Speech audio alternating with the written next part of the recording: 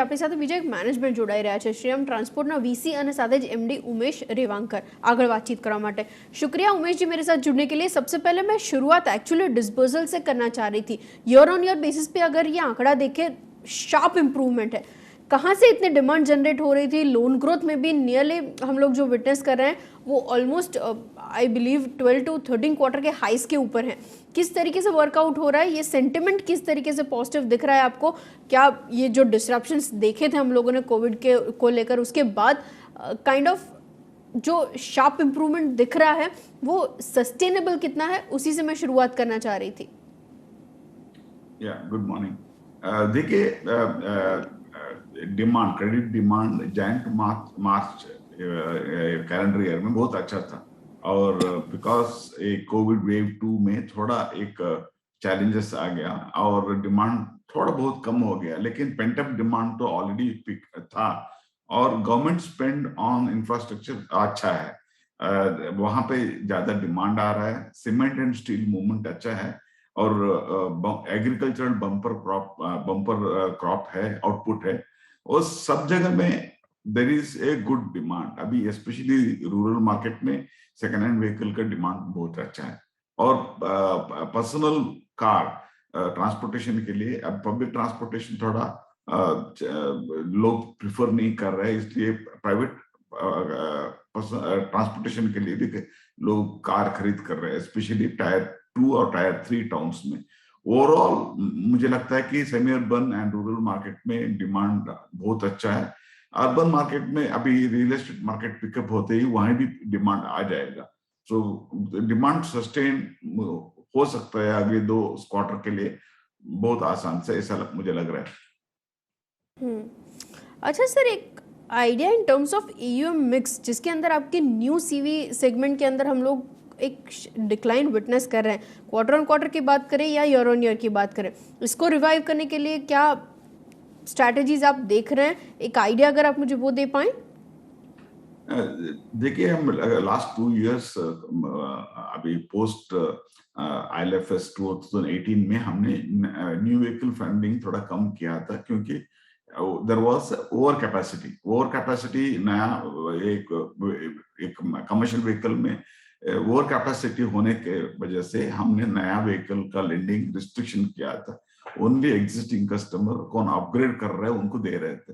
अभी last quarter में और दिस क्वार्टर में आप देखें तो हमारा न्यू व्हीकल फंडिंग डबल हो गया, फ्रॉम 250 करोड़ अभी 490 करोड़ हो गया है। Automatically as new economy improves, वो कैपेसिटी यूटिलाइजेशन कब ज्यादा हो जाता है, automatically people will buy new vehicle. So मुझे लगता है कि अगले 2 क्वार्टर्स में न्यू व्हीकल डिस्बर्समेंट और अच्छा हो जाएगा। Okay, agreed sir. अच्छा, इन टर्म्स ऑफ निम्स, क्योंकि यहाँ पे हम लोग इतना ज़्यादा मूवमेंट नहीं देख रहे हैं, चूँकि कॉस्ट ऑफ फंड्स के अंदर इम्प्रूवमेंट आ चुका है, जितने भी प्लेयर्स के साथ मैं बातचीत कर रही हूँ, ये कब तक निम्स के फ्रंट पे एक्सपेक्ट कर सकते हैं ये रिकवरी? आपके नंबर्स के अंदर एक आइडिया अगर आप मुझे वो दे पाएँ, और साथ ही FY22 का आउटलुक पूरे साल के लिए किस तरीके से बन रहा है? सेकेंड हाफ में अगर ग्रोथ हम लोग कुछ टारगेट लेकर चल रहे हैं, आई बिलीव असेट क्वालिटी में तो एक अच्छा इंप्रूवमेंट दिख ही रहा है, लेकिन एंड तक किस तरीके से वर्कआउट होगा? नेट इंटरेस्ट मार्जिन हमारा लास्ट क्वार्टर में 6.44 था, दैट वो थोड़ा इंप्रूवमेंट आ गया है। हमारा Q1 में 6.38 था, 6.38 से 6.44 तक इंप्रूवमेंट आ गया है। अगले 2 क्वार्टर में मुझे लगता है कि और ज्यादा इंप्रूवमेंट आने वाला है।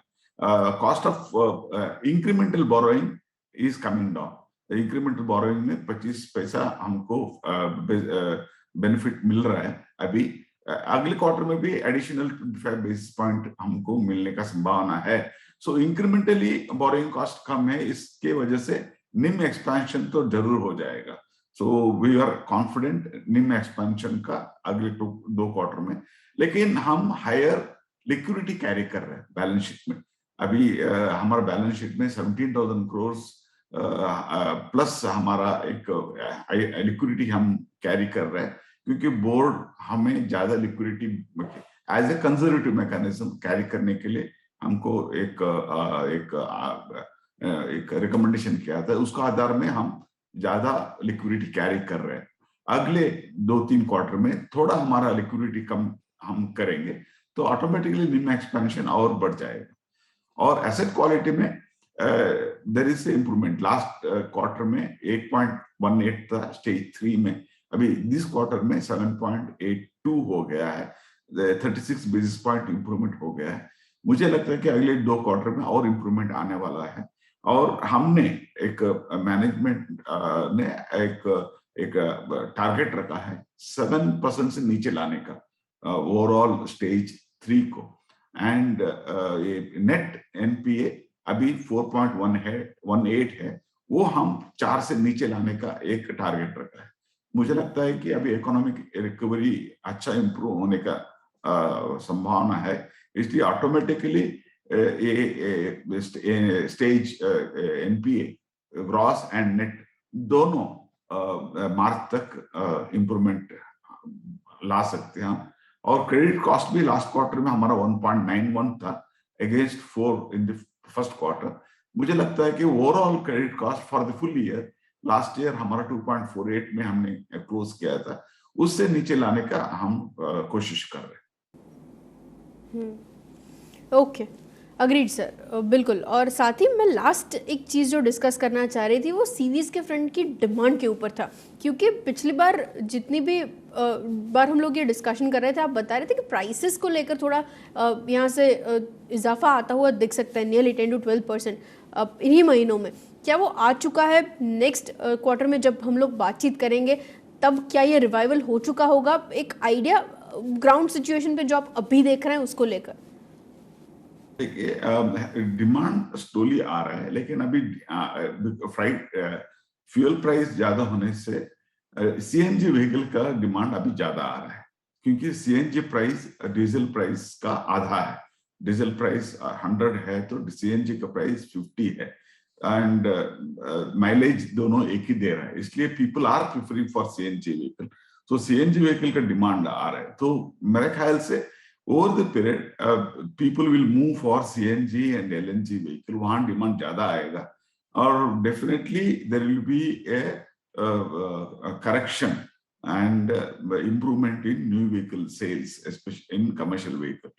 तो प्रोग्रेस तो हमको देखने के लिए मिल रहा है, और 2 क्वार्टर में एक अच्छा इंप्रूवमेंट आ सकता है।